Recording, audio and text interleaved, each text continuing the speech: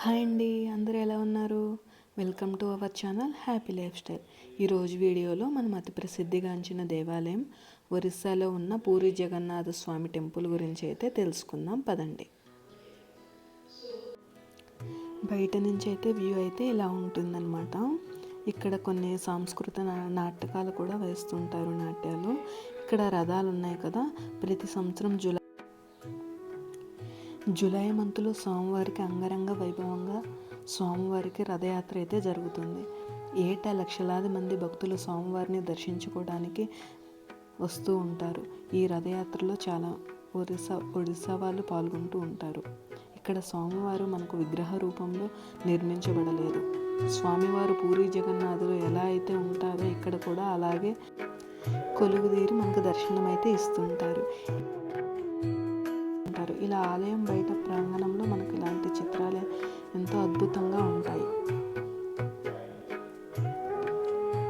ఇక్కడ స్వామివారు మనకు విగ్రహ రూపంలో అయితే కొలువు తీరలేరు. పూరిలో మనకు స్వామివారు ఎలా దర్శనమిచ్చారో మనకు ఇక్కడ కూడా అలాగే దర్శించుకోవచ్చు. ఇక్కడ ఒరియా కమిటీ వాళ్ళు ఈ ఆలయాన్ని 2009లో నిర్మించారు. ఇక్కడ యూజ్ చేసిన ఇసుక రాయితోటి ఈ ఆలయాన్ని అయితే నిర్మించబడింది.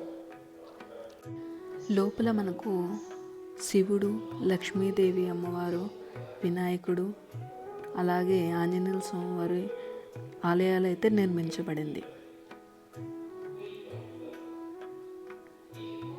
ఈ ఆలయం ప్రాంగణం చుట్టూ మనకు అద్భుతమైన చిత్రాలతోటి ఆనందంగా ఆహ్లాదకరంగా అయితే ఉంటుంది.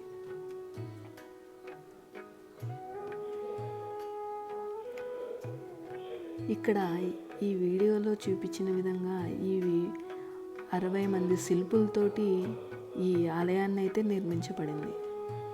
మనకు పూరిలో ఎలాగైతే స్వామివారిని దర్శించుకుంటామో ఇక్కడ కూడా మనకు అలాగే స్వామివారు దర్శనమిస్తూ ఉంటారు. నా వీడియో కానీ మీకు నచ్చినట్టయితే లైక్ చేసి షేర్ చేయండి. Thank you for watching this video. మనకు లోపల స్వామివారు ఇలా అయితే కొలువు తీరు ఉన్నారు.